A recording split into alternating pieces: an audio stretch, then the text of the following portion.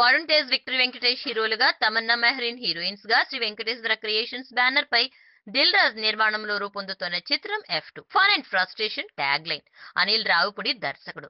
సంక్రాంతి సందర్భంగా నేడు ఈ చిత్రం వేల థియేటర్లలో విడుదలై పాజిటివ్ టాక్ ని సొంతం చేసుకుంది. విడుదలకు ముందు రోజే రివ్యూలు, కామెంట్లు, లైక్లు, లీకులు మధ్య సోషల్ మీడియా హోరెత్తింది. ఎట్టకేలకు శనివారం భారీ అంచనాల నడుమ ప్రపంచ వ్యాప్తంగా తెలుగు, తమిళం తదితర భాషల్లో విడుదలైంది.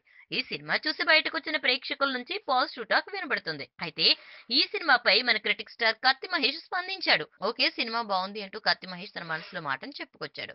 ఏదో పబ్లిసిటీ కోసం కత్తి మహేష్ సినిమాలపై రివ్యూలు ఇస్తాడు అనుకోవడం తప్పని, సినిమా బాగుంటే బాగుందని చెప్తాం, బాగోకపోతే బాగోలేదని చెప్తాం.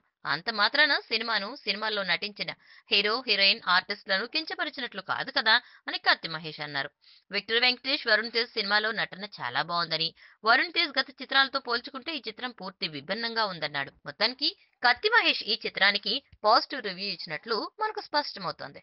మొత్తానికి ఎవరి నోట విన్నా F2 బాగుందంటూ మనసులో మాటలు చెప్తున్నారు. ఈ వీడియోపై మీ విలువైన కామెంట్స్ ని మాతో షేర్ చేసుకోండి. అండ్ ఇంకో విషయం, సబ్స్క్రైబ్ చేయడం మర్చిపోకండి.